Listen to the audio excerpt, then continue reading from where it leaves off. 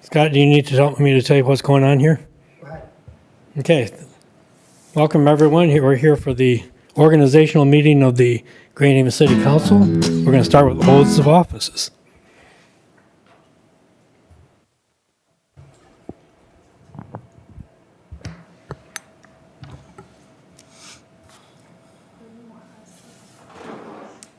Ashley's going to have to go to you. Okay, we'll go side by side. Okay, raise your right hand, please.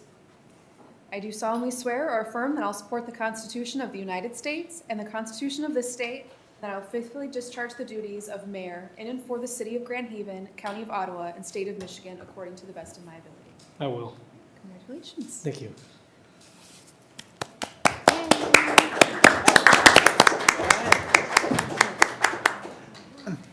She was going to make you repeat that.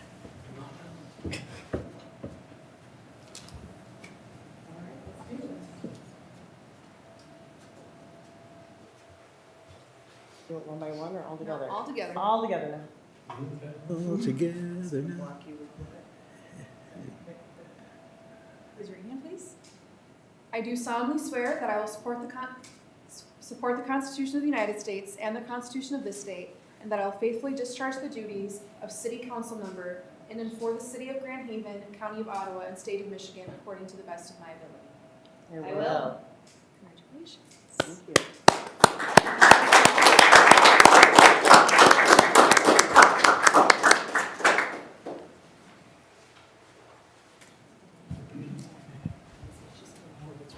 I didn't repeat it, my bad. I know, I thought that's what she was gonna have you do though. I was like- Now you're official. I was like, where is that on a script that we can read? That's what I'm saying, I thought that's what I was like, ooh, I better start listening. Oh, So, you're allowed. wait, these are your own private door. Perfect. All right, we will call this meeting to order. Would you please call the roll? Councilmember Dora, Here. Councilmember Fritz, Here. Councilmember Callio, Here. Councilmember Lyon, Here. Mayor Manetza. Here. That brings us to our approval of the agenda. I would like a motion on the approval of the agenda, and I would like to add a call to the audience, which is customarily done on meetings and was not on this one. Could we get a motion to approve the agenda? I'll make that motion. I'll second. A motion by Fritz, second by Lyon, to approve the agenda, and if we could get a motion to amend the agenda to add a call to the audience. I'll make that motion.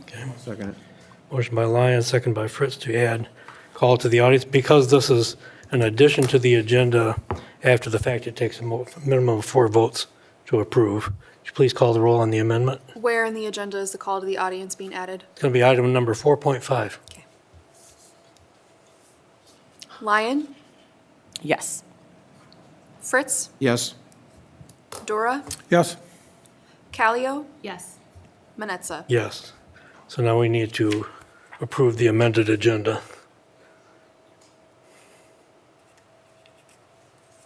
Fritz, Yes. Lyon, Yes. Callio, Yes. Dora, Yes. Manetza. Yes. All right, that brings us to our call to the audience. Anyone who would like to address council, please come forward, give us your name and address, and you'll be limited to 3 minutes of speaking time. Good evening. It's a pleasure to see the new members of the council. What I'd like to do is just talk a little bit about the mayor pro tem position that's going to be voted on shortly, I believe. It's been my opportunity while in Grand Haven to be members of a number of committees and so forth. I attend the council meetings, BLP meetings, and often the planning commission. And what I'd like to mention is the kind of person that I'd like to see have the mayor pro tem position. And I think a key attribute of that person would be they need to be a great listener. They need to be extremely even-tempered. They need to be an expert on subject matter, have a lot of experience on it. And I guess I'd like to say that one person I've worked with who meets all those attributes is Mike Dora. I've worked with him on when we were doing the energy issues on Harbor Island, spoken in front of the Planning Commission a number of times, watched him sort of herd cats on some meetings. It does an excellent job on all of it, and I urge everybody to vote for Mike for Mayor Pro Tem. Thank you. Thank you, Jim. Thank you. Who else would like to address council at this time? Seeing none, we will close the call to the audience and move on. We have 3 items of new business this evening. Maria, would you bring those up? New business item A, consideration by city council of a resolution electing a mayor pro tem. Okay, so I need a motion to begin the process of selecting a mayor pro tem. I'll make a motion. I'll second. Motion by Fritz, second by Lyon. So Marie, would you kind of recap the process here? All right, so right now the floor is open for nominations for mayor pro tem. All 4 council members are eligible to be nominated for mayor pro tem. What will happen is we'll take nominations. We can have as little as 1, as many as 4. Once we have no more nominations, we will close the floor. If there is only 1 nomination, that's who will move on to be your mayor pro tem. If we have more than 1 nomination, I have paper that you can write the names on of who you would like to be mayor pro tem. And based off of the votes of those pieces of paper, that will determine who is your mayor pro tem. Good. Okay, and then following the balloting, we would need a formal motion to appoint that person. All right, then the floor is open for nominations. Who would like to propose a nomination? I would. Oh, I'd like to nominate Mike Dora for Mayor Pro Tem. Okay, I would like to nominate Sarah.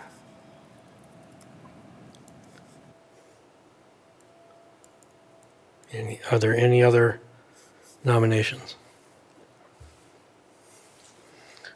Hearing none, I'll close the nominations and we will vote.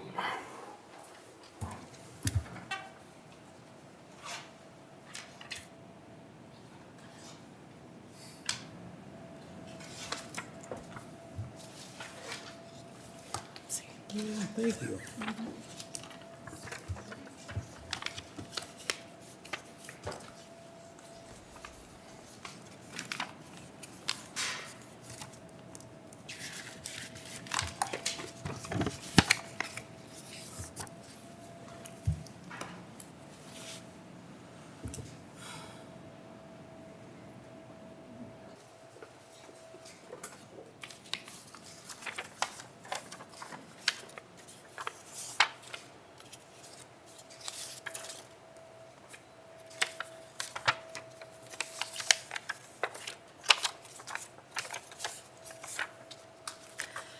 Councilmember Mike Dora has the most votes.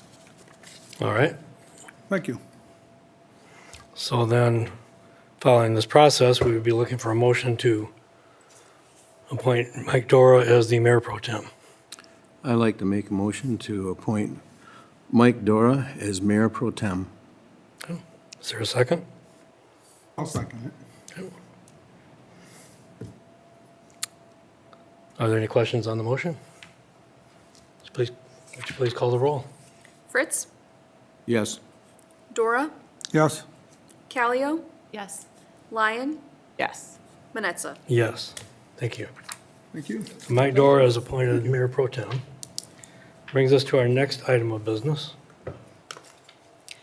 Consideration by city council of a resolution appointing a representative to the Harbor Transit Board.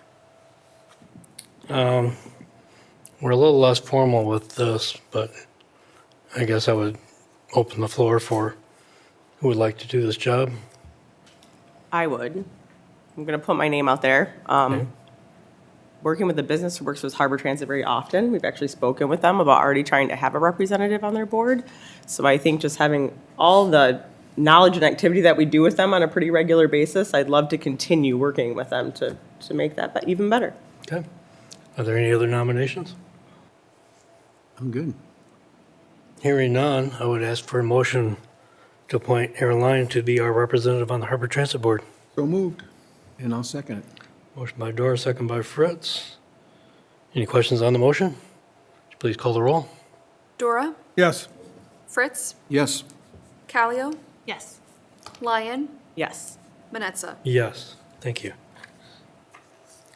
And finally, Item C, consideration by City Council of a resolution appointing a representative to NORA. is anybody interested in putting the name out for this? I will. Okay.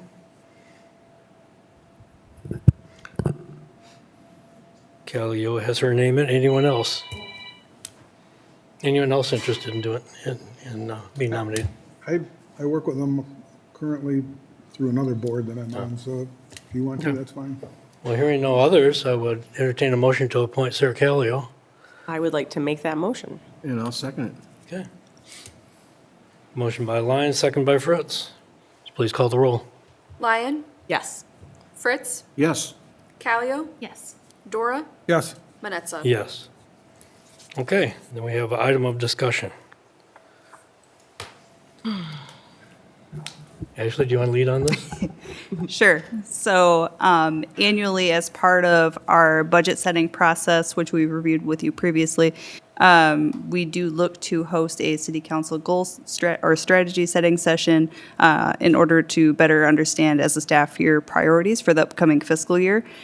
So we look to typically schedule that mid-December. So we're looking for dates this evening in order to get that on the calendar to feed into the setting of our line items in January. Is this a, like, night, day? Does it matter? Like, is this going to be like an afternoon or a morning? It's the prerogative of council. Historically, it's been an evening meeting. Okay. It seems to work better with schedules if it's in the evenings.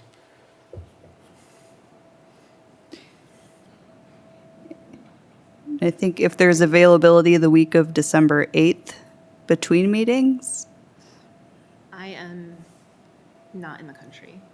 Okay? okay. When will you be back? The 15th. I'll be back for the meeting on the 15th.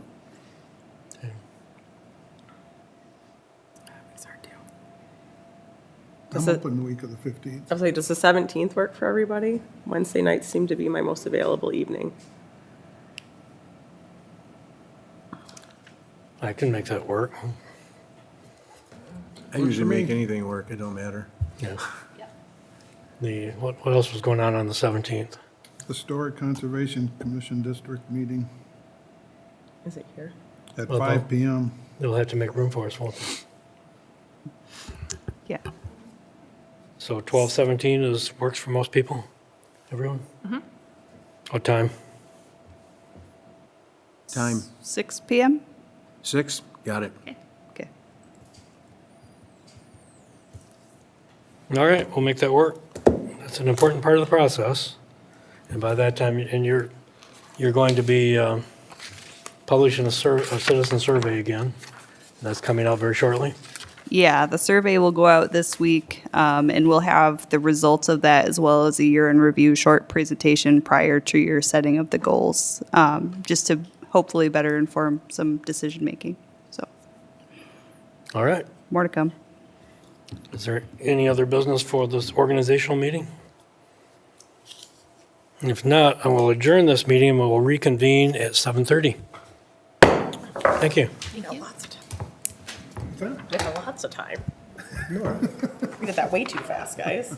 We needed to chit chat. I was chairman of the Yeah. Thunder for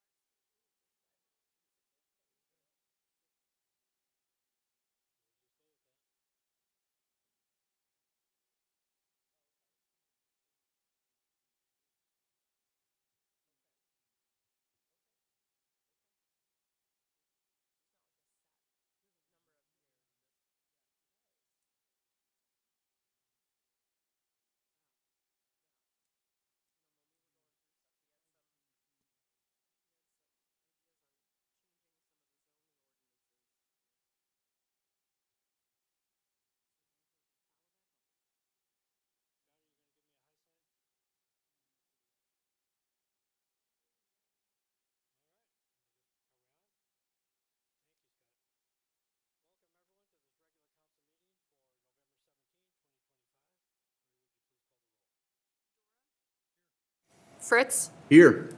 Callio. Here. Lyon, Here. Manetza. Here. We have no one to do the invocation this evening, so we will please stand and join me in the Pledge of Allegiance. I pledge allegiance to the flag of the United States of America and to the republic for which it stands, one nation, under God, indivisible, with liberty and justice for all. Thank you.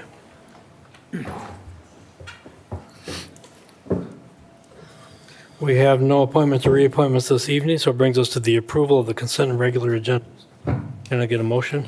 So moved. And I'll second it. Motion by Doris, second by Fritz. Are there any changes to either the consent or regular agenda that anyone would like to make?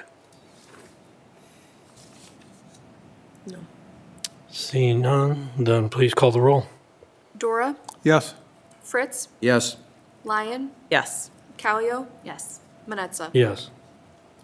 So that brings us to the call to the audience. This is first of two opportunities. This time, members of the audience may address council on any item, whether on the agenda or not. Those addressing council are asked to provide their name and address, will be limited to 3 minutes of speaking time. Council will hear all comments for future consideration, but will not have a response at this time. Those not physically present who would like to call in may dial 616-935-3203. Who would like to address council?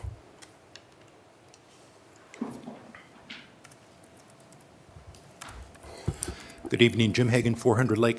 I saw the strategic meeting date has been discussed and so forth. One thing I'd like to see discussed during that meeting or even before is how to step up communications with the people in Grand Haven. Recently, we changed our website. Previously, we were able to have emails for everybody and have multiple recipients and attachments with any email. To me, that was extraordinarily beneficial. Now, the form does not have multiple recipients, or you cannot attach, you cannot have an attachment. I think there's only one department in the city that allows an attachment now. That's public safety. I think it should be, we should be able to do that, have multiple recipients and attachments to all departments, and the form should be modified. I mean, modifying a form, I've worked with forms in my past life, and they're not extraordinarily difficult. They're not that expensive if people can't do them themselves. So there's plenty of people who can modify forms. And there's a bunch of third-party apps that you can just interface. So I'd like to see that reinstituted where we can do that. And then also, I would like to have some kind of replacement. We got rid of SeeClickFix. I don't know how many people used that, but it was an extremely beneficial application. It allowed us to have submit issues and then have a work path, I guess, and accountability. And people who submitted could see what was happening, whether it was accepted, rejected, and when it was finished, and what the resolution was. Thanks very much. Thank you, Jim. Who else would like to address council? Jason Rogers, Grand Haven Jeep Fest. Just here tonight to answer any questions. A lot of changes we're proposing this year, so just wanted to be available to answer any of that stuff this evening. And thank especially Erin. Jeep Fest wouldn't exist without Erin. She was instrumental in getting it started, and so we're very grateful for her help and looking forward to how she continues to help in her new role for us. So, and I know Mitch Newberger's here from the Advocacy Center as well, and wanted to share a few things.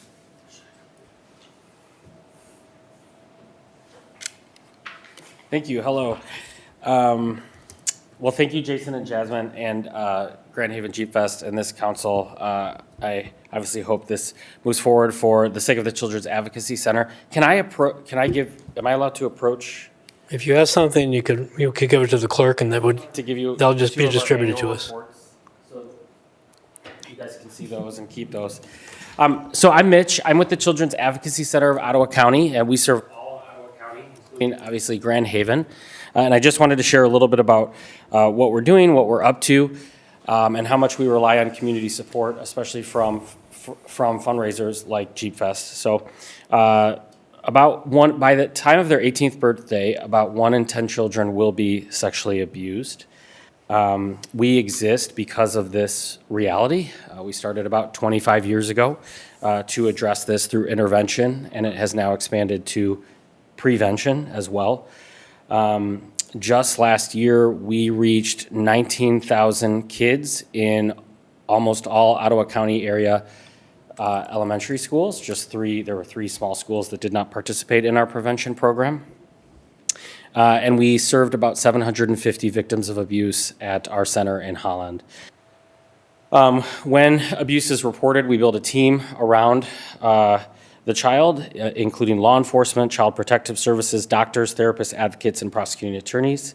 And we're with the kid every step of their journey. So we are sort of an intersection of healing and justice at the Children's Advocacy Center. About half of our operating budget does come from private donations. Like I mentioned, Jeep Fest is a big part of that. And looking forward, we want to continue to expand beyond elementary school prevention. There is a big need in middle school and high school, especially with the increased technology. So I just want to share a little bit about the Children's Advocacy Center. Thank you for your support, and yeah, we appreciate it. All right, thank you. Thank you. Who else would like to address council? We have no public hearings this evening. There will be another opportunity to address council at the end of the meeting. I would like to point out that we had 2 meetings ago, we had a public hearing on the Commercial Rehabilitation Act exemption certificate. We're not taking public input on that tonight unless somebody wants to speak during the call to the audience.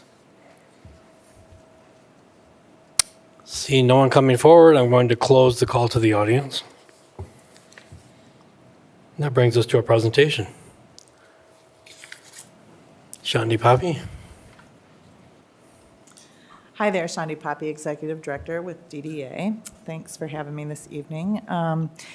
For those of you that are new, we have what is called a Principal Shopping District Assessment in the Downtown Development Authority boundaries. That assessment's been in place since 2011. With a timeline for us to do a renewal every 5 years. So the renewal is coming up for us to start that process now, for it to take place in fiscal 2026, July 1st. So tonight is our first presentation to give you kind of just some background information and some information on what we've decided at the DDA. This will be the first of 6 meetings that I will be attending to go through this process between now and February. 2 of those meetings will include some public hearings for the district and the parcels that are in the district. We're still finalizing some details of what that looks like. We've done it in the past, obviously, back in 2021, but we're making sure that we've got all of the details so that you guys, that we do what is right in the next 5 steps. So I don't have all the answers if you have questions about that, but I wanted to give you a quick presentation on what this is and what it looks like moving forward for us.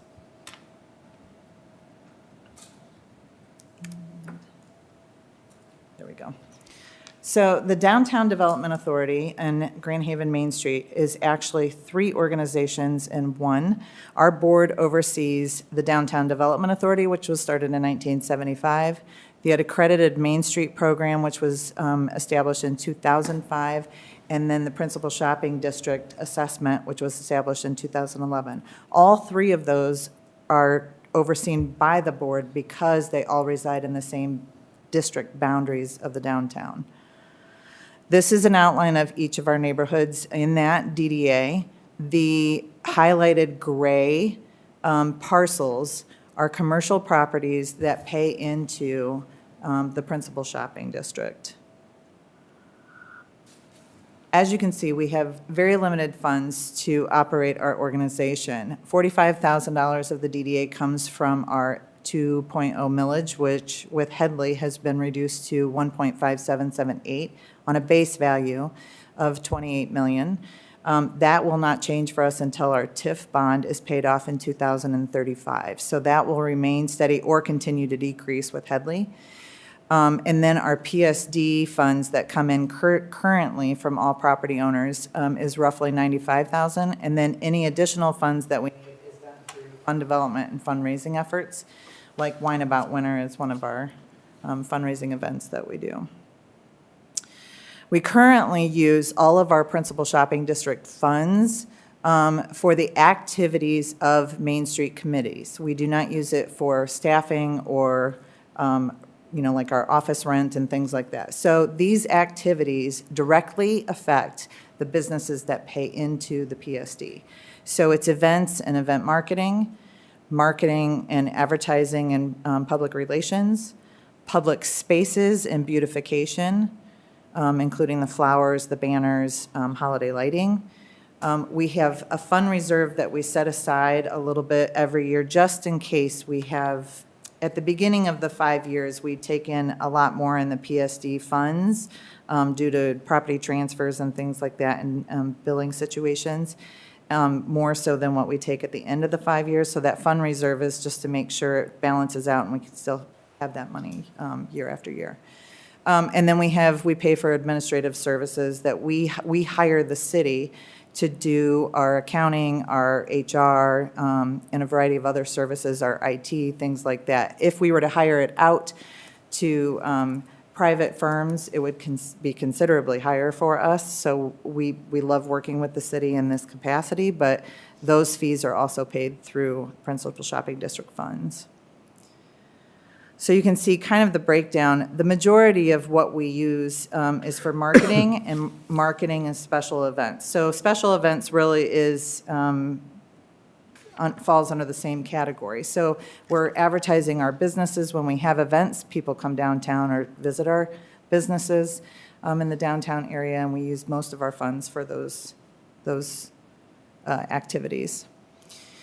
The Grand Haven Main Street DDA Board has gone through, we've spent several months doing a lot of research and looking into how we can increase our funds. We've also had a considerable amount of inflation costs that we are looking into find more sustainable practices so we can lower those costs. But until we can make some changes in the downtown, our costs to operate are a little bit higher than normal. And that's changed dramatically in the last 3 years. Just the cost of flowers in the downtown has gone up double in 3 years' time. We are looking at ways that we can make that a more sustainable practice, but until we've finalized that plan, we will continue to do flowers. Hopefully, this will be the last year, but until then, we've got some increased cost. So the DDA voted and approved this month to request a 2-penny increase on all square footage for the entire DDA district. So each area, our core properties, Centertown, non-core, and our service areas, to accommodate those increases, that would give us roughly $20,000 more in operating expenses for the activities that directly affect the businesses that will be charged. So that looks like an average increase of $67 per 2-story building. So it's maybe $33, $34 on a business owner per year for the next 5 years. So not dramatic increase for them, but it's a dramatic increase for us to use collectively. So this is a proposed breakdown of where we would spend that money.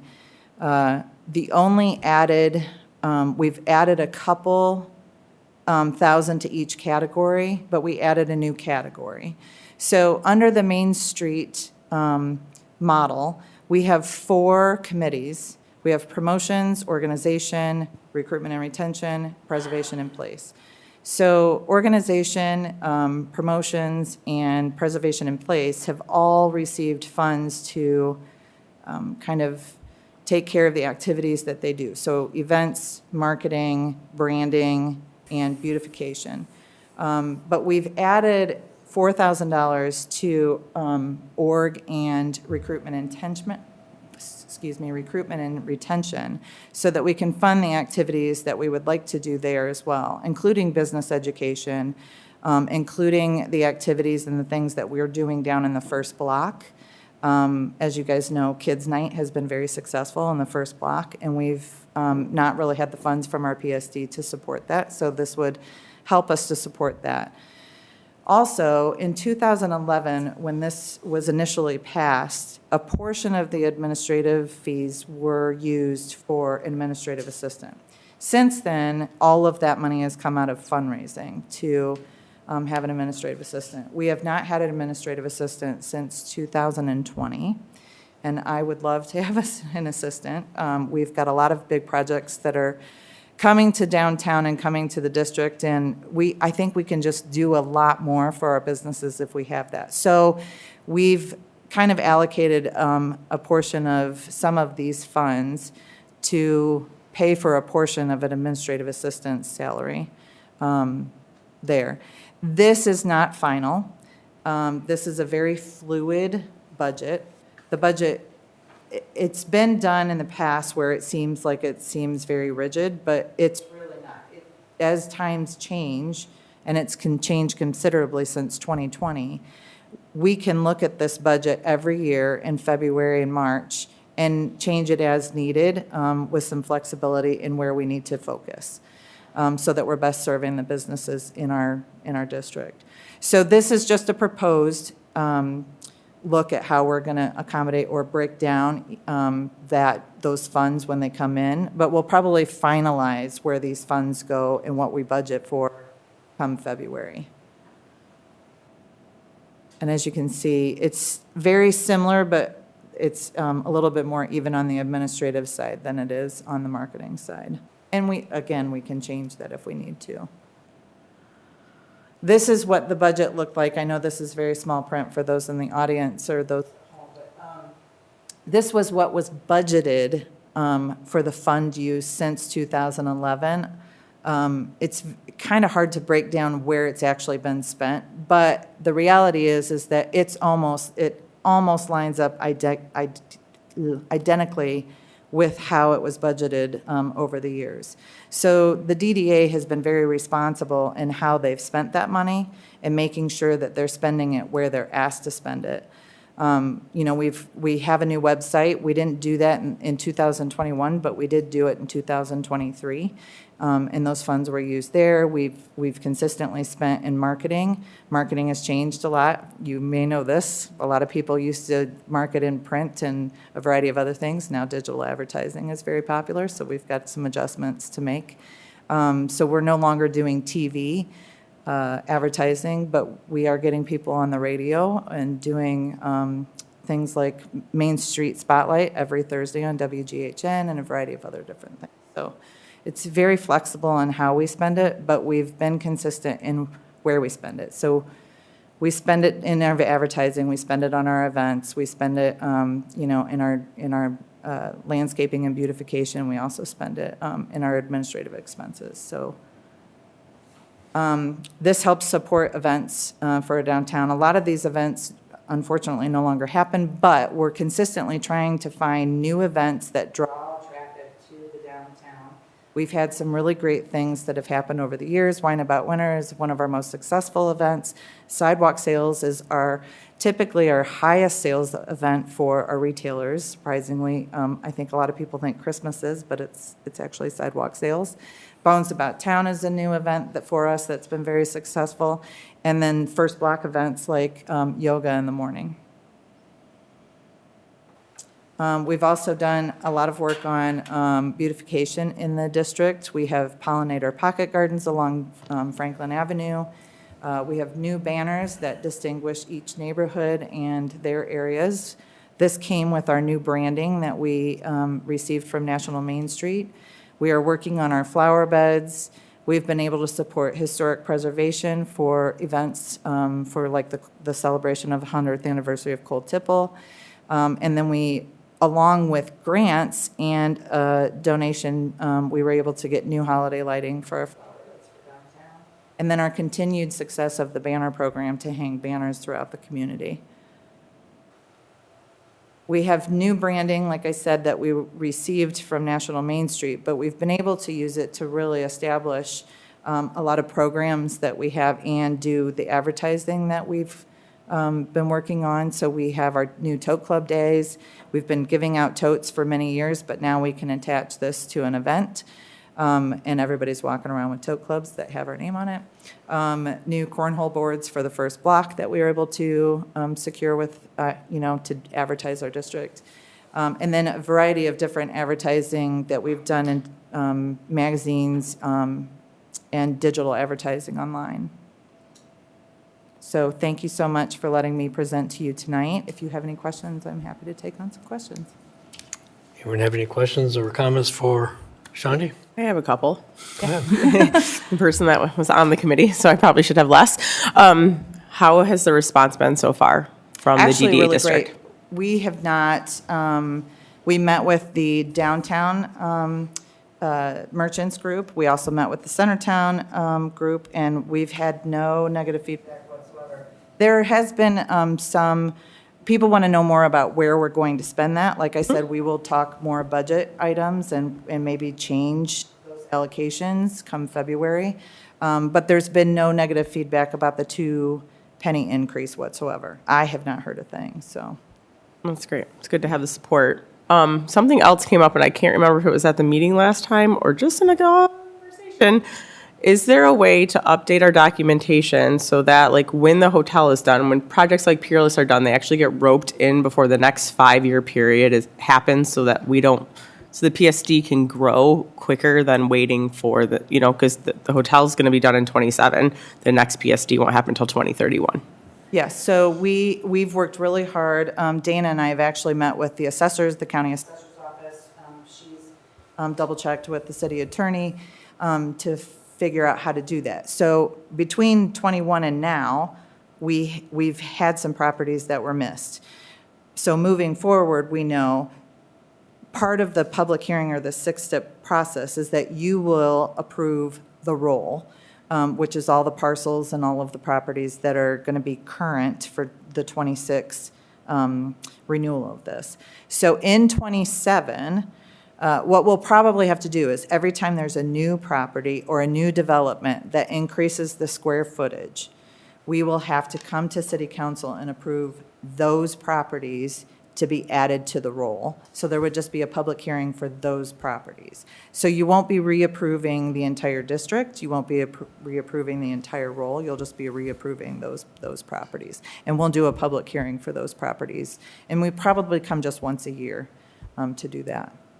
I'm glad that's being worked on. I think Yep. that will really help the district in the long run. Yeah, and we haven't really had a lot of new properties prior to the 2021 renewal. So 21 was, this 5 years has been a learning curve, I think, for the DDA just in general. But now that we've figured it out and we know, we're trying to ask the right questions and make sure that we get that information. But we think that's how it's going to go.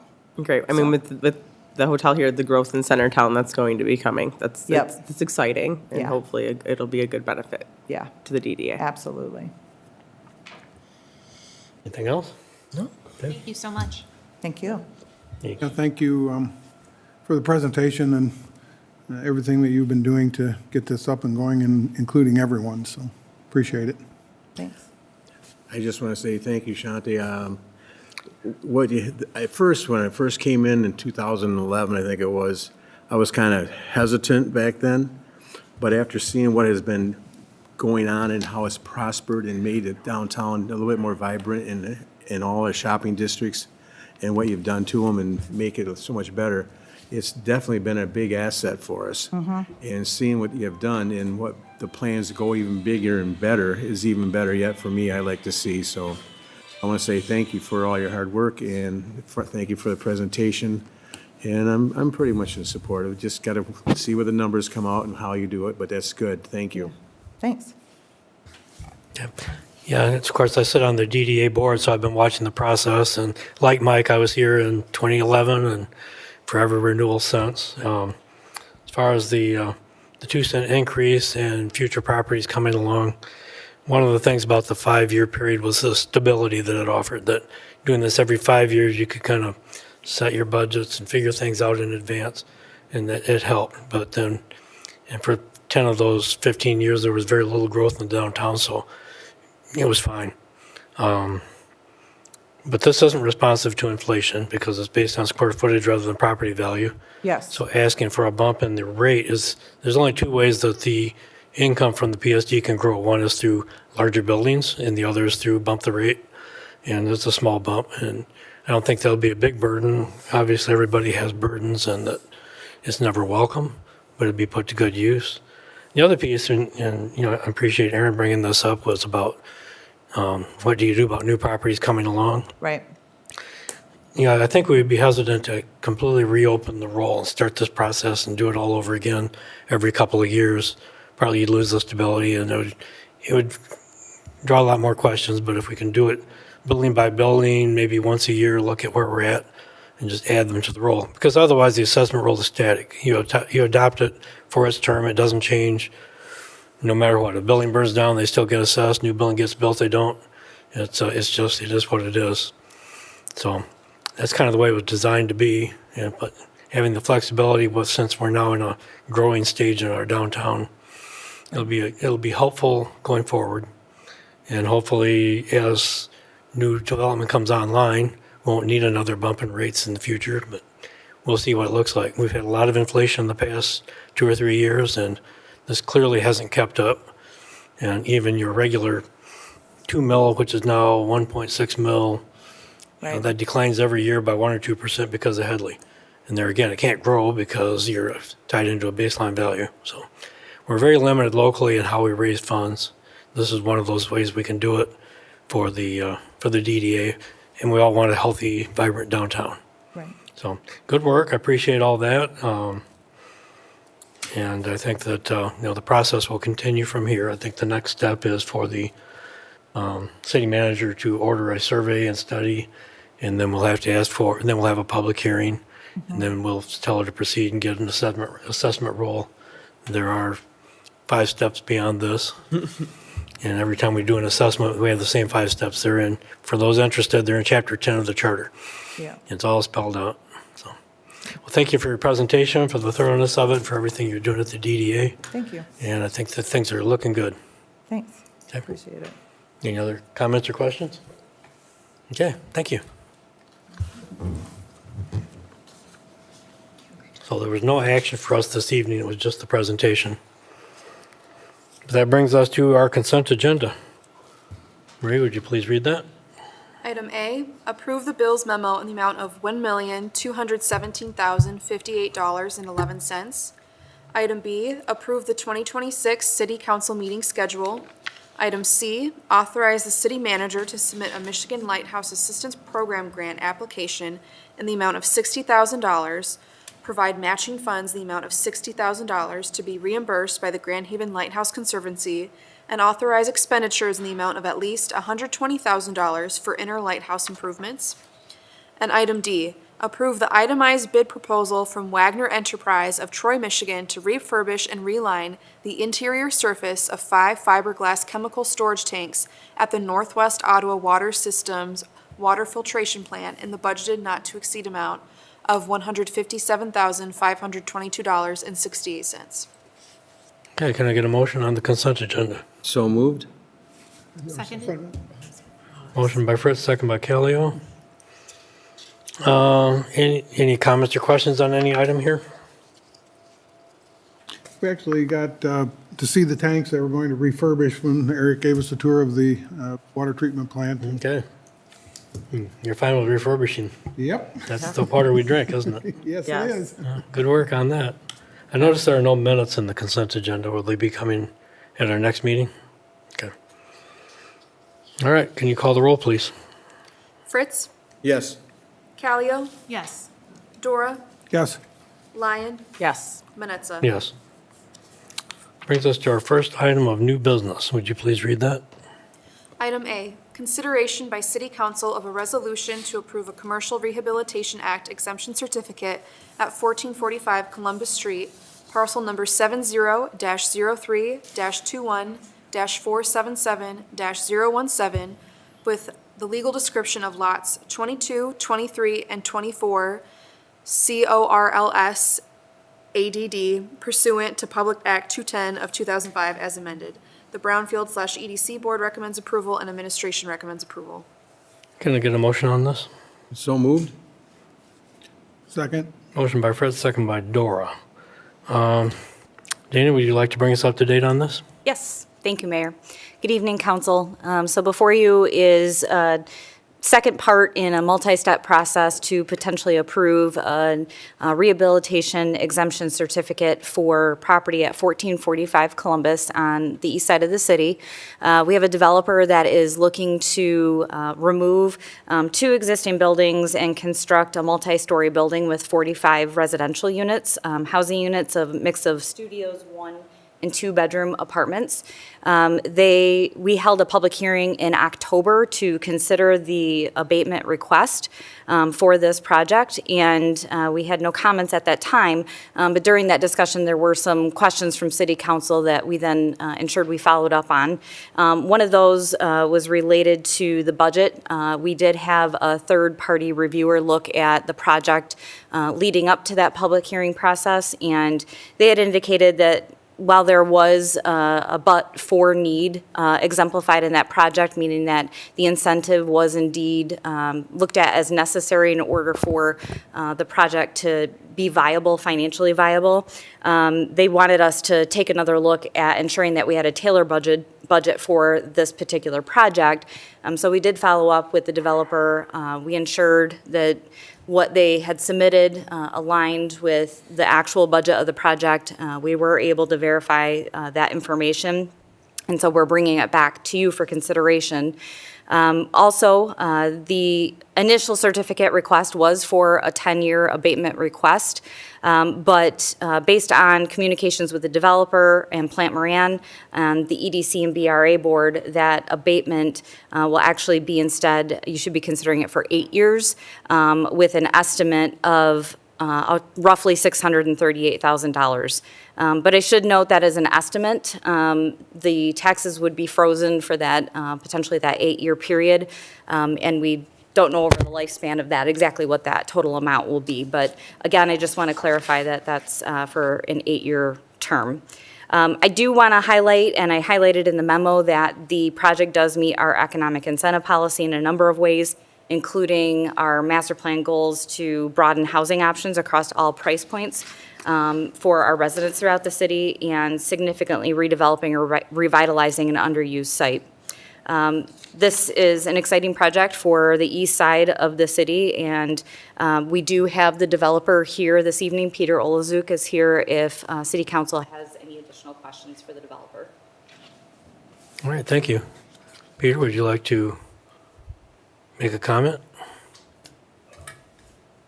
Congratulations to the new members. I do not. Obviously, this has kind of been a process that's almost spanned a year at this point in time based off of site plan and kind of where we started. So I appreciate your time.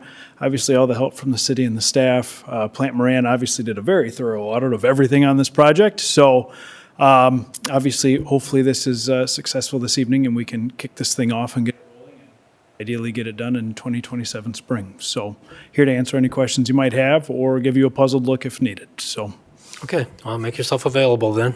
I certainly can. Thank you very much. All right, I guess I'll open up to the floor for council. Who would like to go first?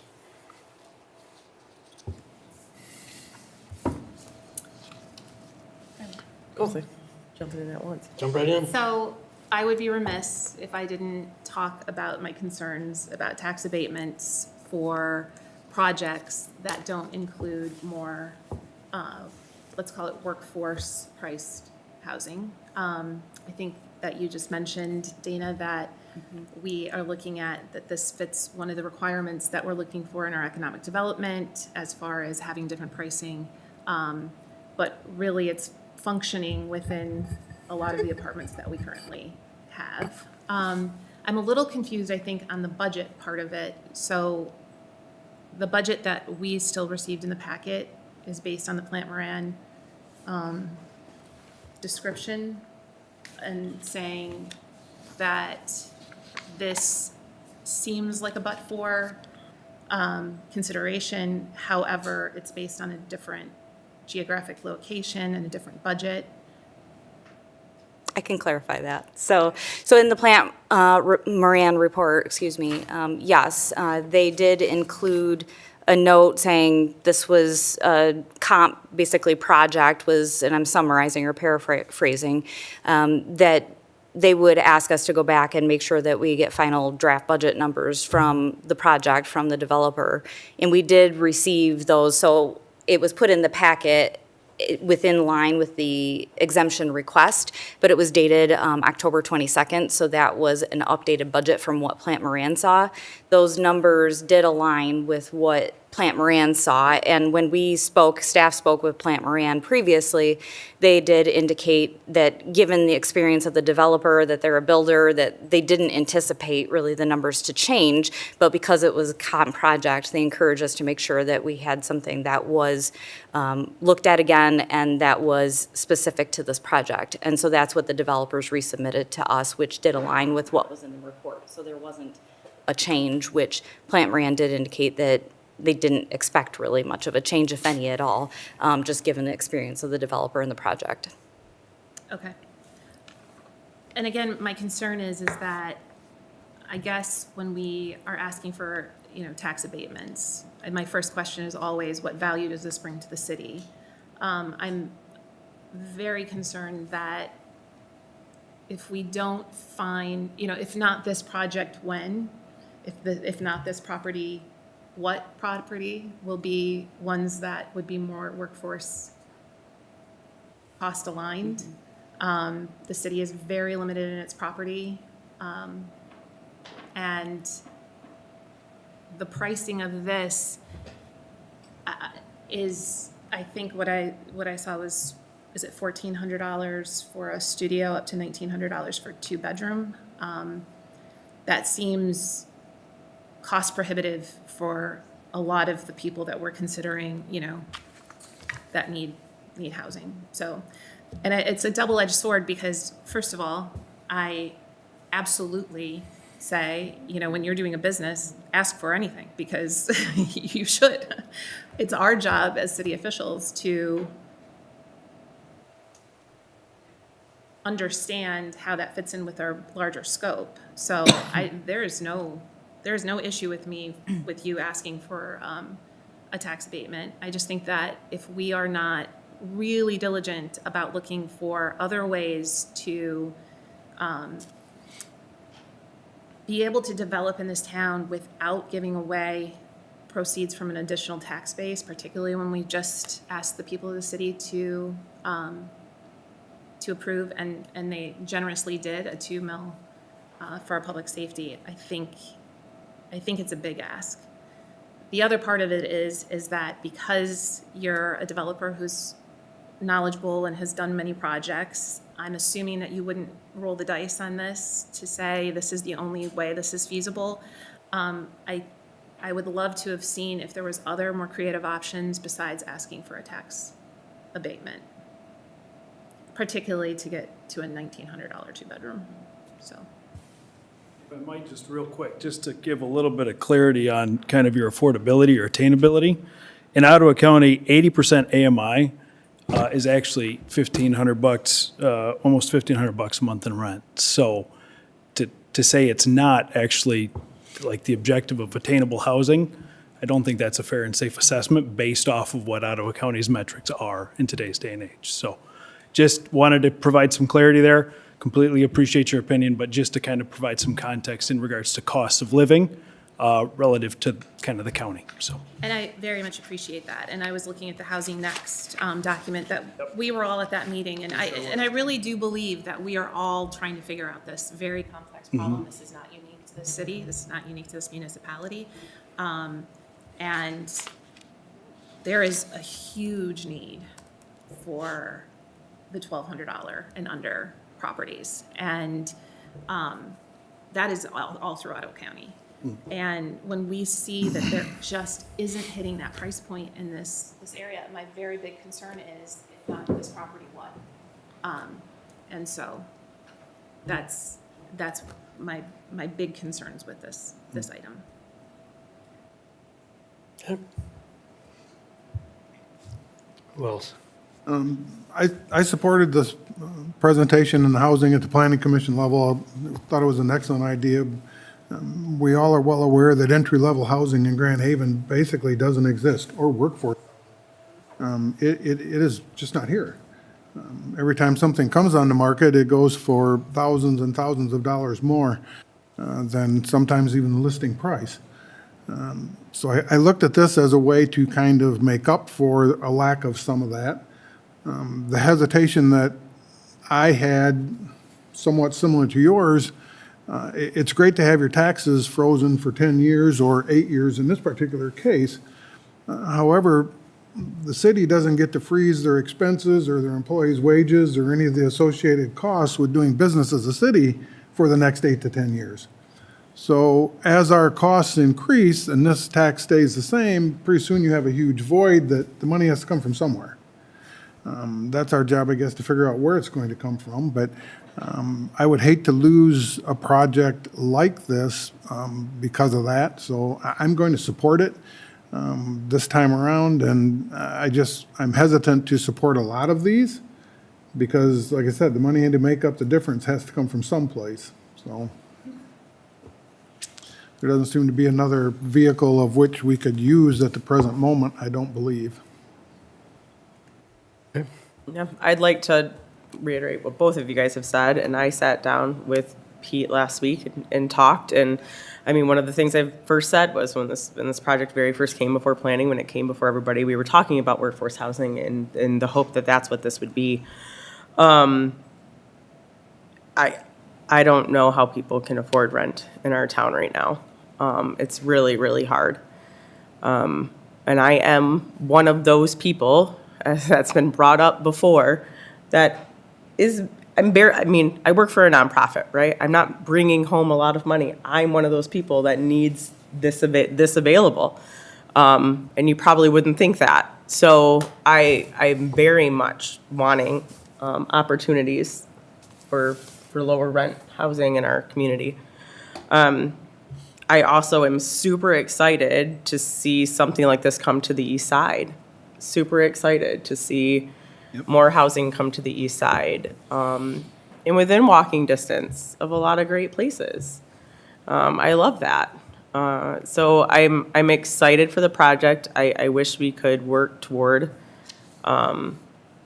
some way workforce housing in this community, and I think we need to continue to push that. And Mike, like you said, the costs don't stop. I mean, when Planning Commission was going through this, when we were talking about this, was 6 years looked at? I mean, did we ask Plant Moran to do any other review to say if we had 6 years instead of 8, would that change things drastically in the review? We didn't in the review, no.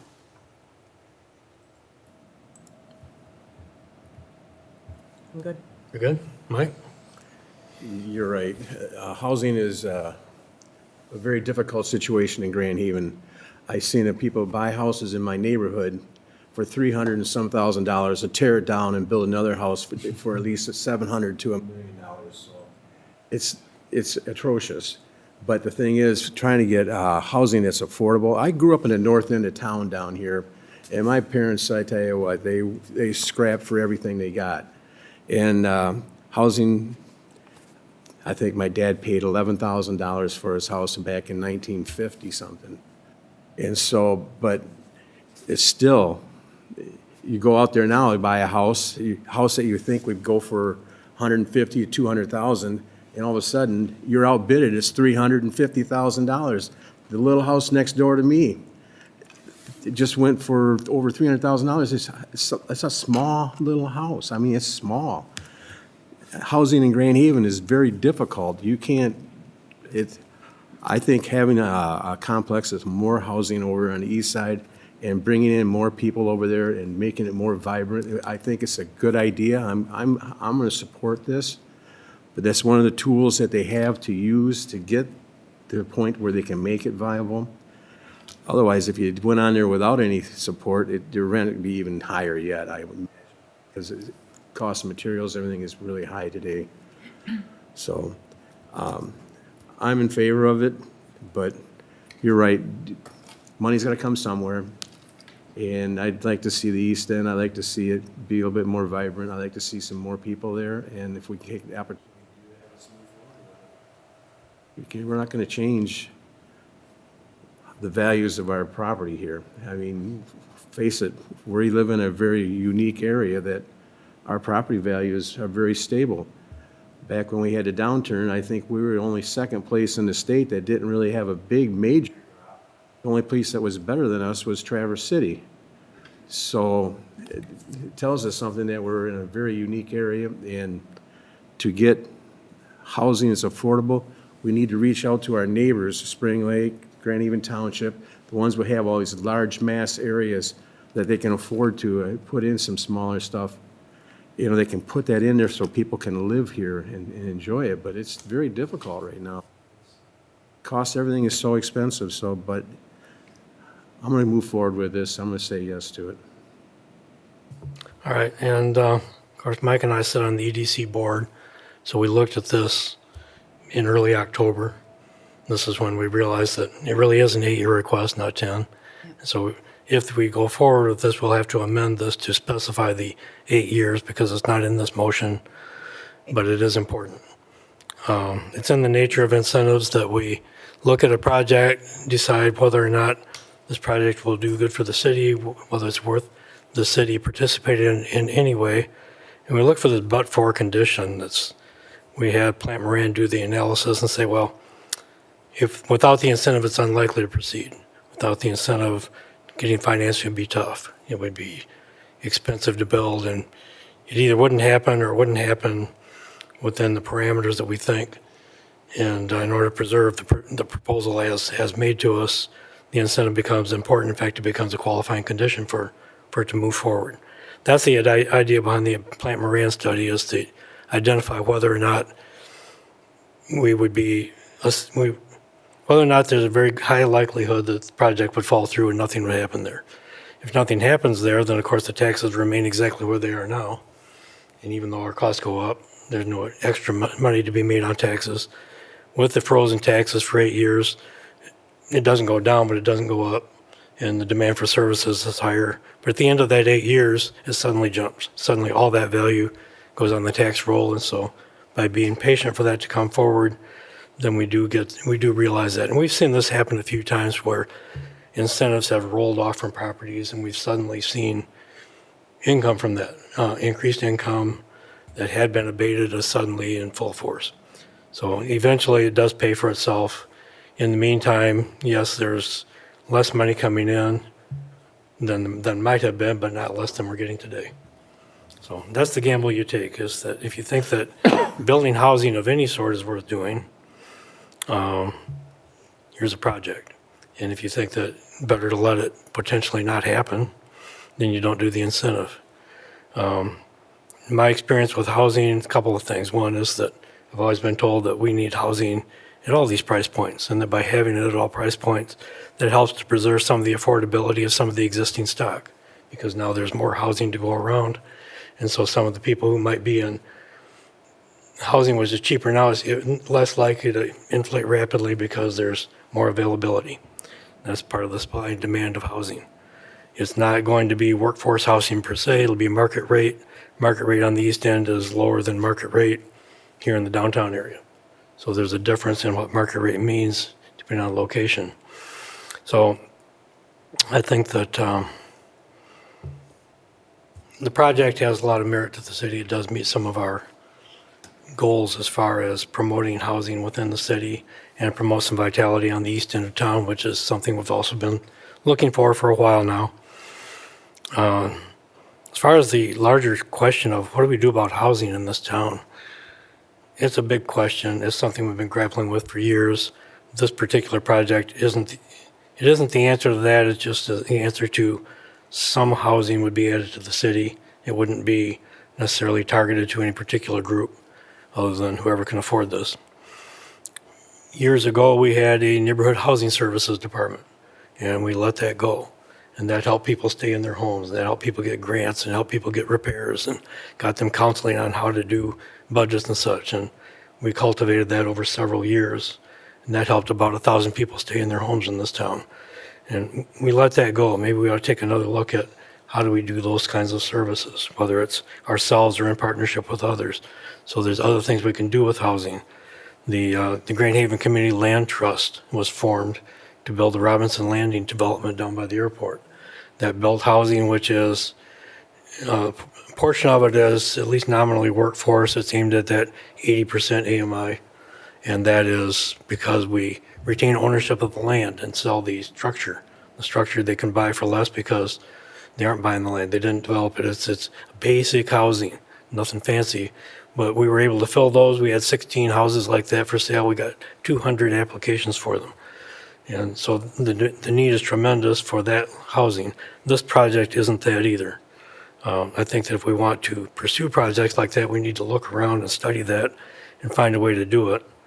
I think what this project does is it helps supplement the housing stock generally, not at an affordable level, but I think by having more demand or more supply, it kind of meets some of that demand, and it helps to preserve housing more or less where it is. And I think just having more on the east end of town would be beneficial to that part of town. And I think it would replace some land which is currently underutilized. And what would happen if this doesn't get built? I don't know. It's private property. They'd have to figure something else out. Maybe they come forward with a different, more creative project. Maybe they wouldn't. Maybe we'd be waiting for a long time and then just get another incentive request.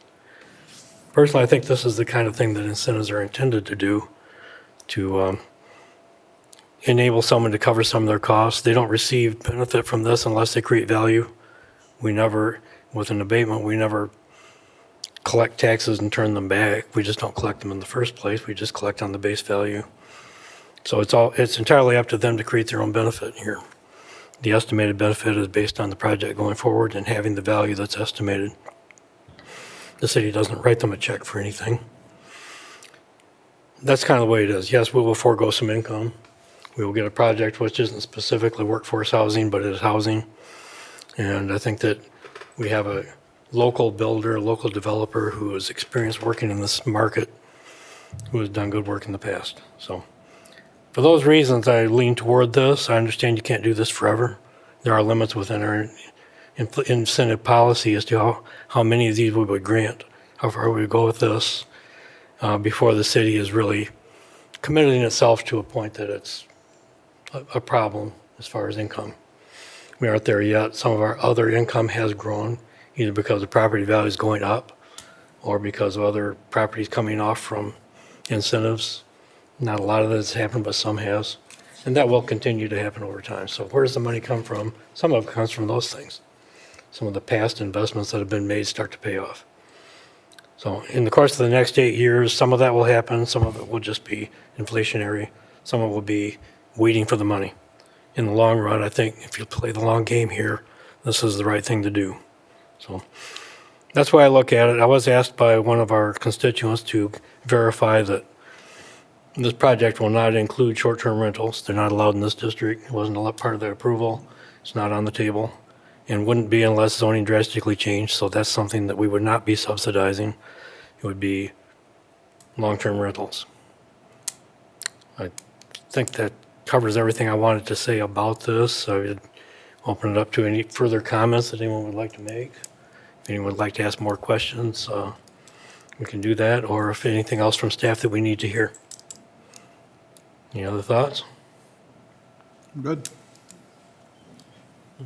We will need to amend this motion to specify that it's for an 8-year abatement. So I'd entertain a motion to amend the main motion. So moved. Second. Okay, motion by Dora, second by Lyon. I'm not sure who I heard first, but sound travels at a certain fixed rate, and you're closer. Closer. So it came to this year quicker, And probably louder, too. probably. To amend the main motion to add the 8-year term. Is there anything else before we do that, but that we need to add to this motion? Not that I'm aware of, no. Okay.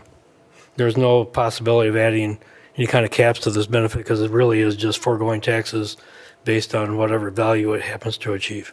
Correct. There's not a mechanism for doing that. There is, as we have done through with council before, with tax increment financing, but not with an abatement. Okay. So we need to vote on this amendment. Would you please call the roll? Dura, Yes. Lyon, Yes. Callio, Yes. Fritz, Yes. Manetza. Yes. Are there any further questions on the main motion? Anyone? Please call the roll. Fritz, Yes. Dora, Yes. Callio, No. Lyon, Yes. Manetza. Yes, This motion passes. thank you.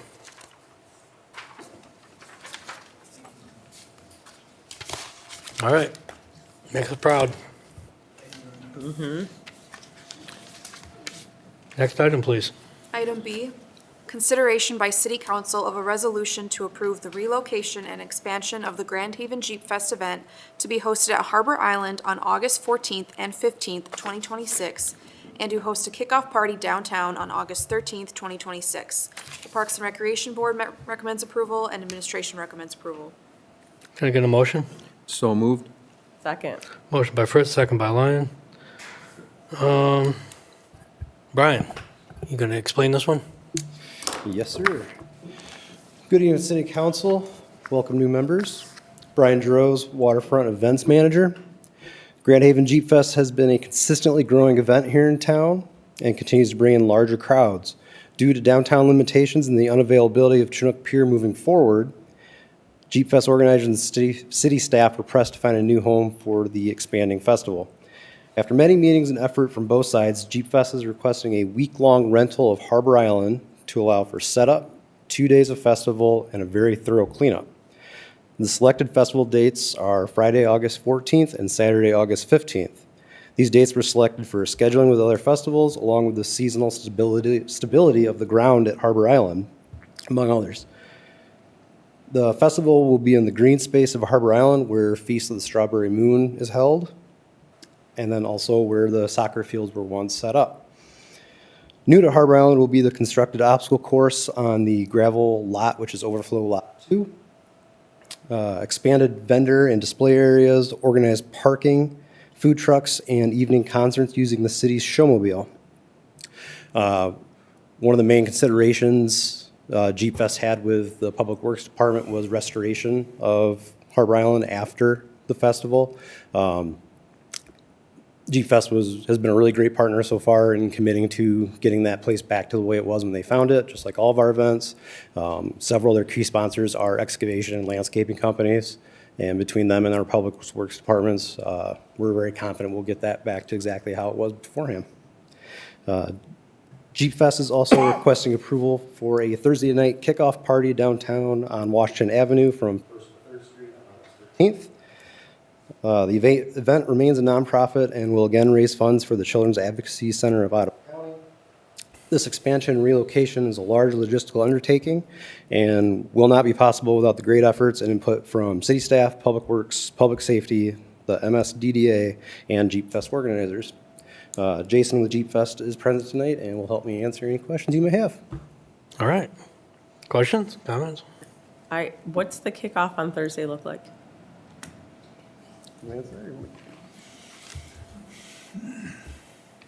So when we first instituted a kickoff party 2 years ago, it was the fastest thing we ever sold out, traditionally in less than 24 hours. Initially, it was held at, where was the first one? Lucy's. And then last year, it was at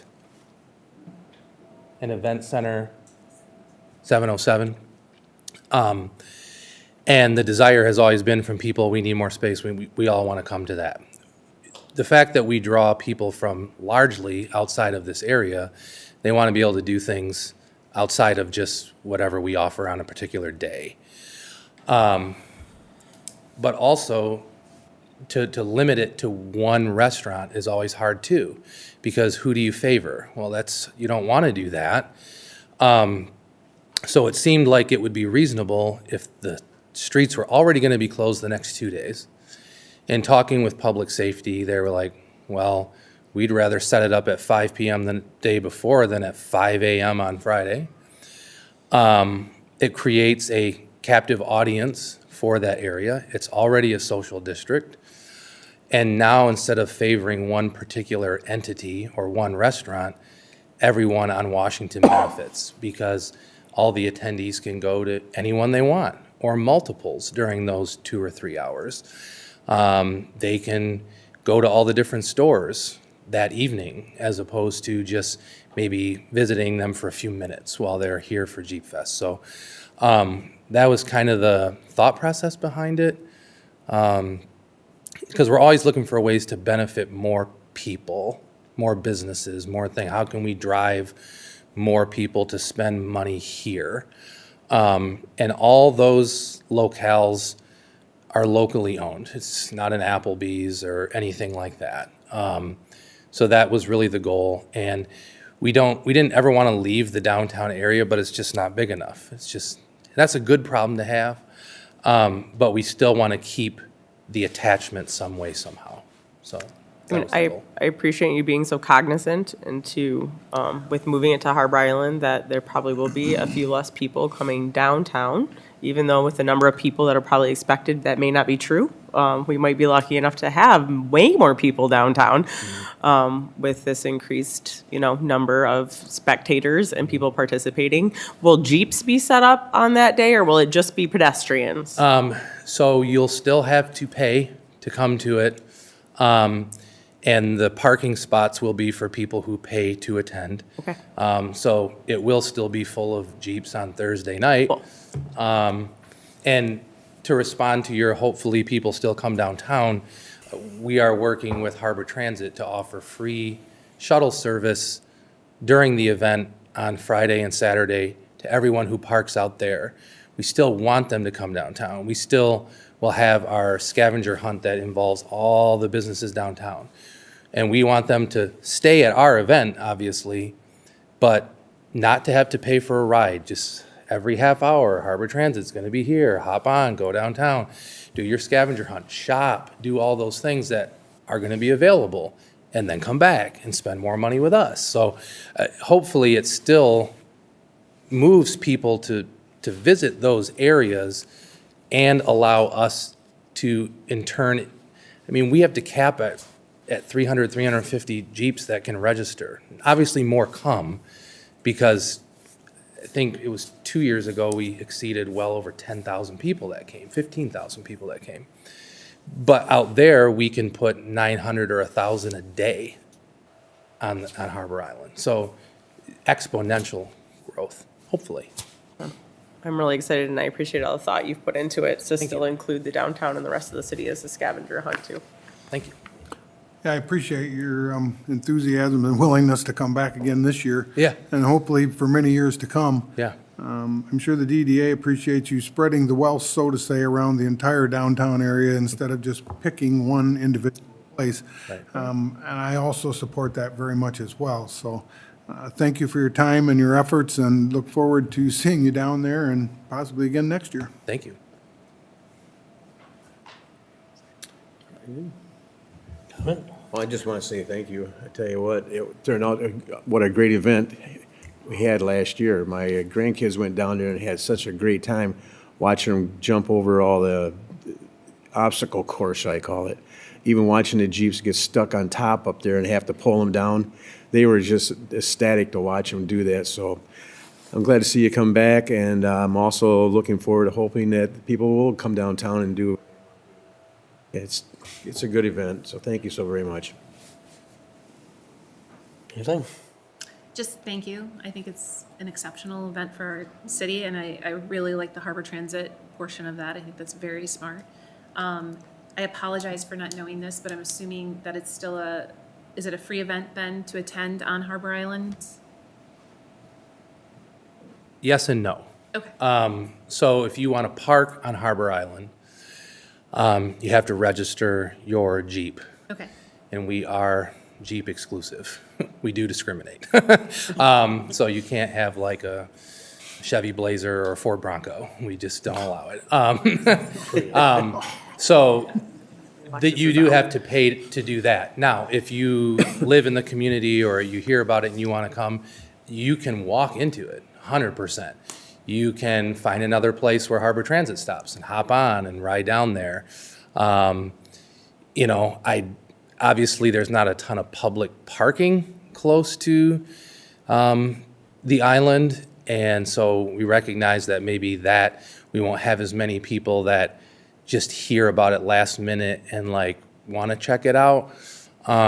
We hope that because it's year 5, the people that are coming because they want to, not because they don't know about it. And we are going to, work to find ways that people can get down there as opposed to if they don't want to park. Because we do know there's a lot of like families that bring their kids there and we want them to. There's lots of things for families to do. And we're going to continue to brainstorm how can we do that and allow, as opposed to there's no place, you could come down and park here. But I do know 2 years ago that literally every public parking was full of nothing but Jeeps anyway. So we figured, well, at least now we can charge all 900 or 1,000 of them as opposed to just 300 of them. So even though there was free parking downtown, I don't think a lot of people were getting it that day just to check it out. It was the people that ran out of time to pay to get in, and as it turned out, they kind of came for free. So we want to kind of avoid that. Well, and as far as spectators go, if they wanted to be part of the Harbor Transit circle. Anybody can they get on be Harbor Transit, yeah. Dropped off. And Yeah, so our loop, if people want to get onto it, they'll have to get onto it from Harbor Island. Okay. So it's primarily, what we're paying for is, so a bus holds 30 people. And the way it's been explained to me is people from Jeep Fest would already be down there, that's who's there. They want to go get on, they are given like a wristband or a hand stamp or something that says they're good for the day. And now they can ride that all day. Okay. Now, if you were somebody who lived anywhere else in town and you wanted to ride Harbor Transit down there, you're now paying to get on Harbor Transit somewhere else and get dropped off there. Okay. They're picking up our people, bringing them downtown, and if you want to get a ride back, you're somebody that already has the wristband that we've negotiated with Harbor Transit to pay for people that are attending our event. So I guess that would be the consideration, as you're planning too, Mm-hmm. is, how much traffic was more spectator, just happened to be downtown, participating in it, and what loss would that be for the event? Right. And for the people that just enjoyed Yes, yeah. looking at it too. Obviously that's hard to quantify because there's not like a touch point with every I single think person maybe that's just more there. consideration of, Yeah. if there is a possibility for additional parking out there, even if it's paid or whatever. I Right. think people enjoyed, to your point about your grandkids, I think we enjoyed just Yeah, having it be a part of our city, so. yeah. Well, you can buy a Jeep. That helps the American economy too. They're I'd rather built right in pay for Toledo. parking. Nonsense. Is there a consideration to pass some of those out to the people on Thursday night that'll be down there for the welcome party? To ride Harbor The Transit? wristbands for the next day? That's something I'm would have to talk to Harbor Transit about. They were gung ho. They're put us down. We want to do it. We do it for other events. This is what we charge. It's very affordable for us to pay for that. And it was kind of as we get closer, let's nail down how we actually do it.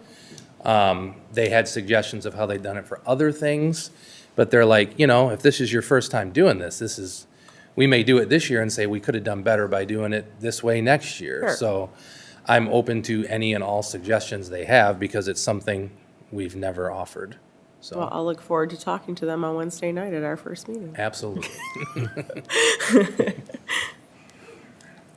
Okay, and thank you. Jason, I know you and I talked a bit after your last Jeep Fest, and you floated the idea of using Harbor Island, and we talked about how do we get people back and forth, and it sounds like you've taken that to heart and followed up with a method of doing that, which is relatively painless. So I think that's good, and no question, Jeep Fest outgrew the areas that were available to it downtown, and by that time next year, Chinook Pier won't be available. It should be a construction site.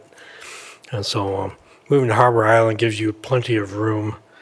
It looks like you're going to be taking up the overflow parking lots out there and basically all those areas. So yeah, getting out there, either be on foot or by bus or have somebody drive you out there. So I understand all that.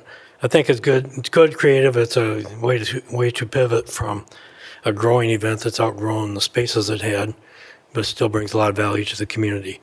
I do have a question for either you or for Brian. Are there waivers, fee waivers being entertained or proposed as part of this? They would fall under the same waiver we give Feast of the Strawberry Moon.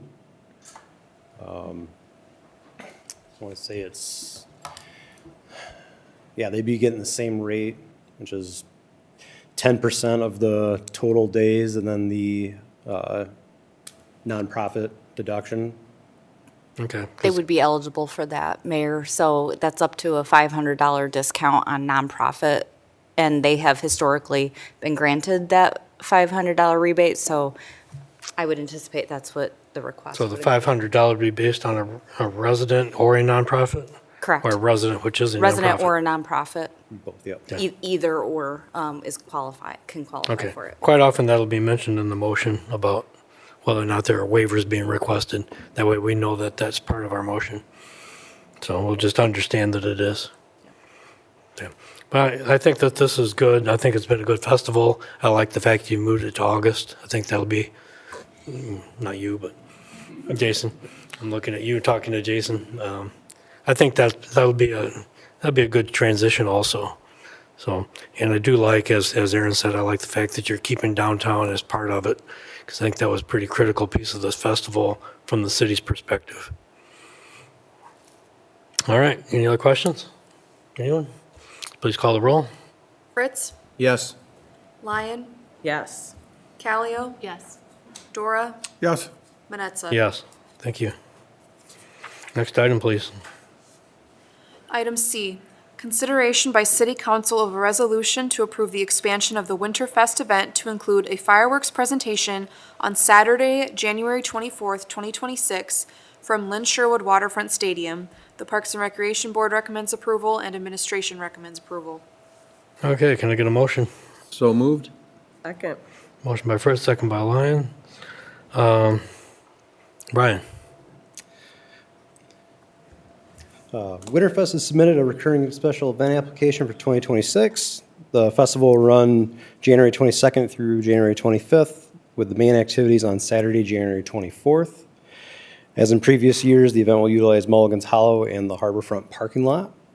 For 2026, there are a few notable updates. Mulligan's Hollow will feature dog sled demonstrations, replacing the longtime family dog pull, and it will continue to host the ever-popular cardboard sled race. The Harborfront lot will again host the Bonfire Bash and Freeze for All snow volleyball, requiring closure from Friday morning through Sunday evening. The layout, fencing, ID checks, and snow placement follow established procedures that have worked well in previous years. This year marks Winterfest's 50th anniversary, which the festival plans to celebrate with a fireworks display at Waterfront Stadium on Saturday night. The show will use the same footprint as the New Year's Eve's fireworks show. Pyrotechnica will be launching the fireworks, the same company that does the Coast Guard Festival, 4th of July, and New Year's. They are a great partner to work with and have fulfilled all legal and safety requirements. The addition of the fireworks show is a large enough change to the event to where City Council approval will be needed. Kevin with Winterfest is present tonight to help you answer any questions you might have. All right, thank you, Brian. Thank you. Kevin, did you want to jump in and say something before we ask? Well, you know I do. Of course. Thanks, Brian. But yeah, it's 50 years, right? So let's shoot off some fireworks, right? So that's the big change this year. Otherwise, it's really just a moment. I just want to say 50 years for like a non-identity event, right? Like every town has the identity event, right? Ours is Coast Guard. Other places it's tulips or blueberries or flannel or whatever, right? But this is an off-season non-identity event, and we've made it happen as a community for 50 years, right? That's pretty sweet. I was at the library today looking at old Grand Haven Tribune articles, right? Pulling up stuff from 50 years ago. And it really was just a group of people in the community getting together and saying, hey, let's get out together and do something in the middle of winter. And we've been able to keep that vibe going this whole time, right? And a big part of that is really the partnership we have with the city, right? Not just you guys voting yes, but really more about the, DPW, DPS, right? The administration, year after year after year, right? You see them out there putting barricades and hanging signs when it's 19 below zero out there. And then you see them out there, roasting hot dogs at the bonfire bash the next day or whatnot, right? And that's really what it's always been, right? By the community, for the community, right? And and we're still doing it. So thank you. All right, thanks. Questions and comments? I just want to say, hey, Kevin, it's been 22 years since I've been here, and each time I've always enjoyed Winterfest. I don't care. It is such a great event in the middle of winter. It brings out, our whole community comes out. I mean, it's expanded outside. I see a lot of friends are coming back just for Winterfest now, just like they come back for Coast Guard. Now they're coming here for Winterfest. The cardboard races down the hill. If that's not a hit, I don't know what else is, man. It's just crazy out there. All the people that are there and watching them crash at the end. So, but it's a great event. I'm so happy to have something in the middle of winter, and I'm glad that you're still doing it. Thank you so very much for all your hard work, because you've dedicated a long time on here. So thank you so very much bringing an event like that to Grand Haven. I appreciate it so very much, especially in the wintertime. Yeah. Come out to the sled build on Friday. Make your sled. We'll shove you down the hill. Perfect. I got a lot of cardboard at my shop. I just want to say thanks, Kevin and Kara. I think you guys both taken the reins on this in the last few years, you mostly, and just for keeping it interesting too, for changing things up now and then and finding what is new and viable and fun and different for us to, I appreciate that in an event. I know you don't think it has an identity, but it is probably my favorite weekend of the year. And I do everything I can to not miss it. We had friends plan 40th birthdays 2 years in a row on Winterfest, and I said, if you do this again, I'm just not celebrating your birthday. So don't ever want to miss one if I don't have to. It really is such a great time. And I just appreciate working with you over the years on some of these new things that are coming, and I can't wait. Awesome. Thanks. We talk a lot about a 365-day town and how do we make that this place, and this is a huge part of that. And so thank you for all your effort and time, and I love a good fireworks show, so. Absolutely. Yeah, Everybody why loves not, fireworks. right? Everybody loves a fireworks. Right? Why not? I appreciate it as much, agree with all the other council members. Kevin, great job. We go every year. It's kind of like going to Berlin Raceway in the summer. No one goes to see who wins the car races. Everybody goes to see who's going to crash. So the cardboard sled races are just as great. Okay, you're not allowed to talk to the insurance So, company. it's Thank great. Appreciate it very much. Thank you. Thank you. Appreciate it. Yeah, no, everybody loves fireworks, so it's a great addition, and not that it needed a lot of additions, but, and again, keeping it fresh, keeping it new, and adding things. That's why it's lasted 50 years. If it was the same thing every year, it would have died a long time ago. So very good, and it comes at a time of year when we're looking for something to do. We all are. That's why we do it. That's why we do it. And since you're following the model of the New Year's Eve celebration, we kind of know how that works too. So I just told him it had to be a little bigger. a little bigger, okay. Well, then we got a competition Just needs a going here. couple more fireworks. Spend 5,000 in one color. We'll be back with a budget amendment. And yeah, I think that it's all good, and appreciate everything that you do, and it's a lot of volunteer work, a lot of work.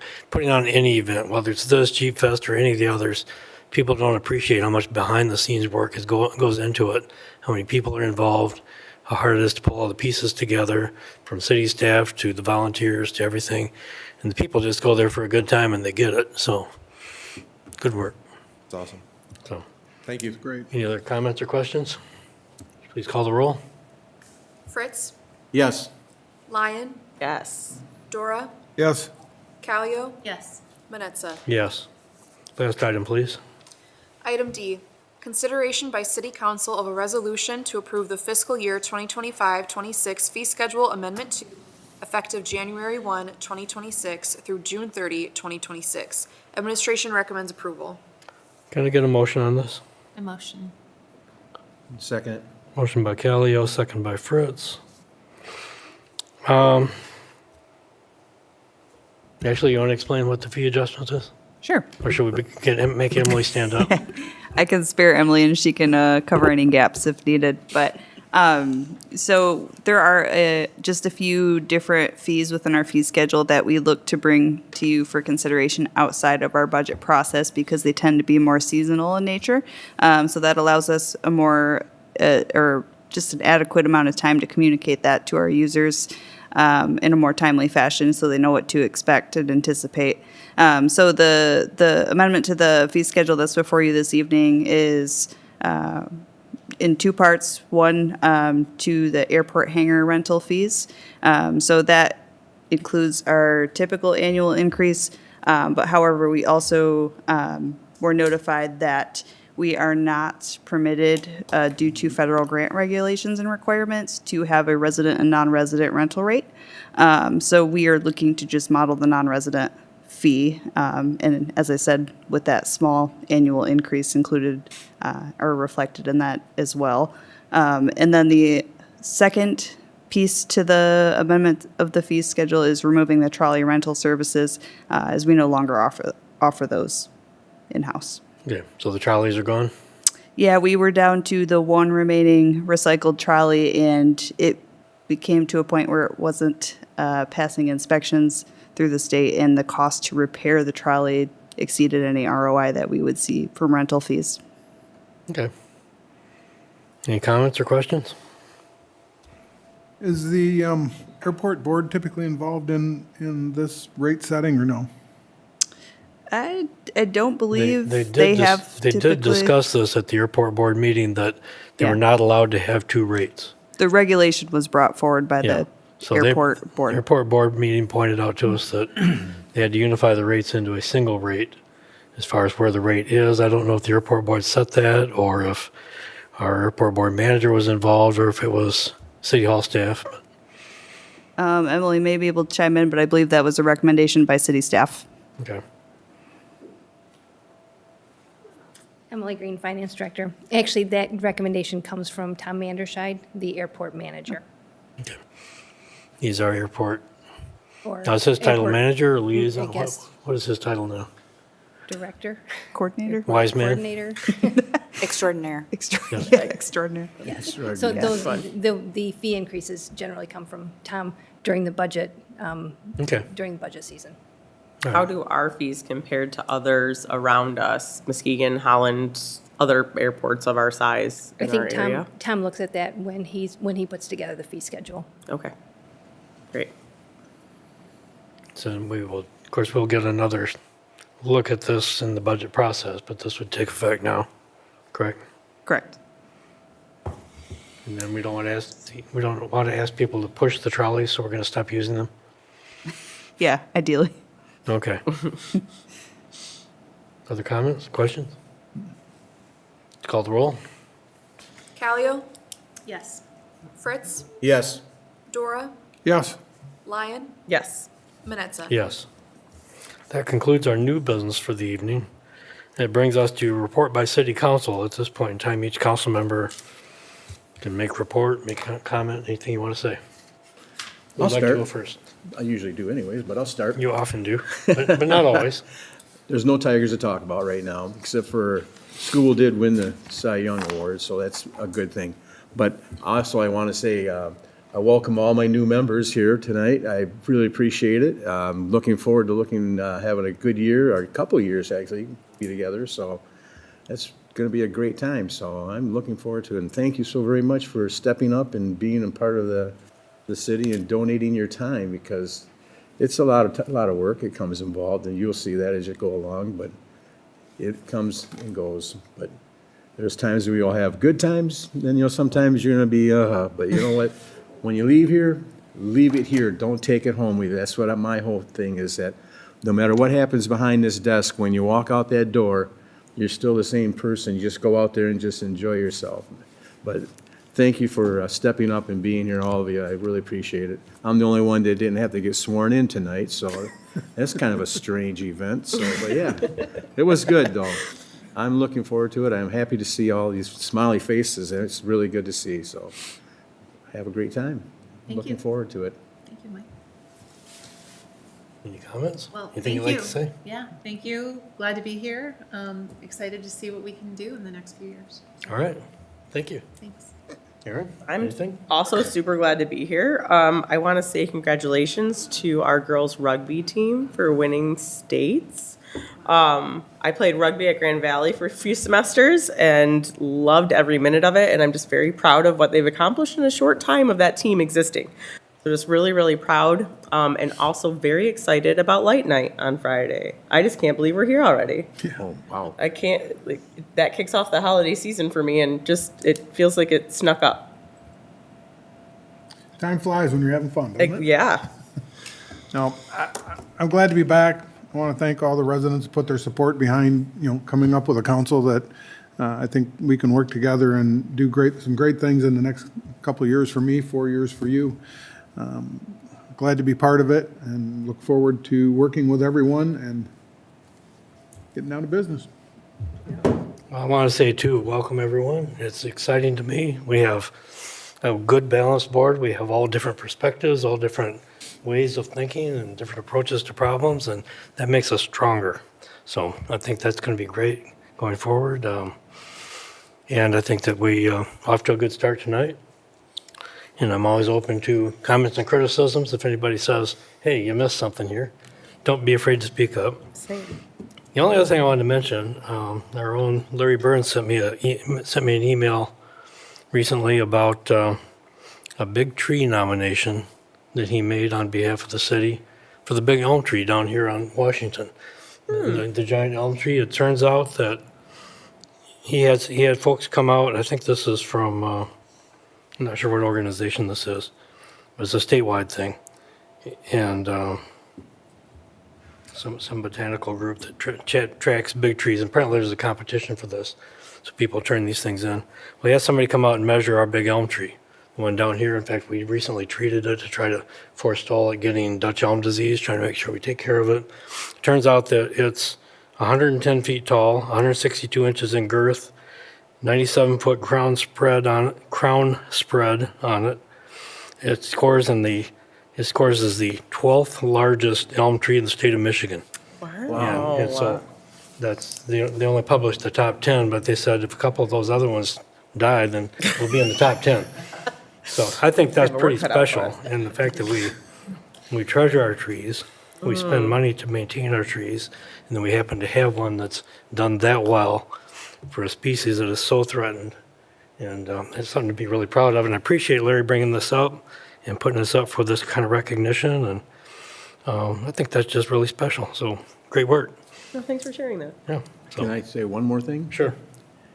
In this past week, we had a sewer accident, shall I say, over here on the corner on Franklin and Fifth Street. And I'll tell you what, our DPW, them guys really dug in. I took a video of them when they were out there working there. They're actually working. Of course, how did this all happen? As I've always been complaining about is these MetroNet and all these internet companies coming in and drilling in and hitting things. They drilled into our sewer pipe is what they did. So what they explained to me was, yeah, they did that, and what happened was it failed. It's an 18-inch sewer pipe, and it destroyed it. But I'll tell you what, our guys stepped up to the cause, and they got it done overnight. They were stuck right through there. Some were there for many hours working on it, getting it done. So I tell you what, I got kudos out to those guys for working so hard. Thank you so very much. Okay. I have one more, and maybe better suited for the organizational meeting. I'm not quite sure what all that's going to detail. But several years ago, we had a charter amendment to dissolve our Board of Light and Power.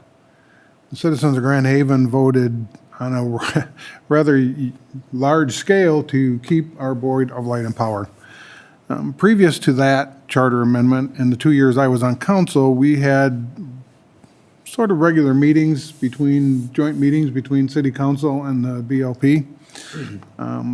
In light of the last vote 2 years ago, where the city has pretty much said in its residents that we want to keep our BLP, I would kind of like to see this council and the BLP get some joint meetings at some point in time, if my other council members are favorable to that, and meeting with them and kind of getting on the same page and maybe supporting some of the things that they are doing for us as well. Because I don't think there will be anybody who will disagree when it comes to having our lights on and our power supplied on a pretty steady basis. They're pretty top of the line, so just something I want to add in. If we can look forward to maybe having some joint meetings with them, that would be great. Yeah, and, Ashley has been in communication with Rob Shelley, and I've been in communication with Mike Westbrook. I just want to call him Westcott for some reason, about setting up meetings, getting people together. It's a matter of coordinating schedules. But yeah, I think there's a lot of interest on having that level of communication again. So we can be working on that. I think it's an important one. Thank you. Yeah. Anything from the city manager? I'll just bring up also just super briefly because late night came up and it's also very hard to believe that we won't be convening before this as well. But the East End Association is putting on their own holiday family fun crawl and tree lighting at Bolton Park, which has been an annual event, but with a little bit more flair this year. That's Saturday, November 29th from 2 to 6. So encourage people to come check that out as well as late night. So that's all I have. Okay, thank you. Well, that brings us to our second call to the audience. So at this time, members of the audience may address council on any item, whether on the agenda or not. Please give your name and address. You're limited to 3 minutes of speaking time. Council will hear all comments for future consideration. Will not have a response at this time. You may call in at 616-935-3203. Who would like to address council now? Nobody's running forward. Okay, we're going to close the call to the audience. If there's no further business, then we are adjourned. Thank you. Thank you. Thanks, Tom. Thanks. So for you new guys, this seemed to flow pretty well? This pretty comfortable? Yeah. As far as how we do things here? I mean, generally. I really do like the pillow though, so I don't know if I want to give it back to I you. wouldn't say a word if I were you. I'm not, I mean, I'll tell her that I'm keeping it. I Oh, no, I wouldn't say a I'll- word. I- you know, it's,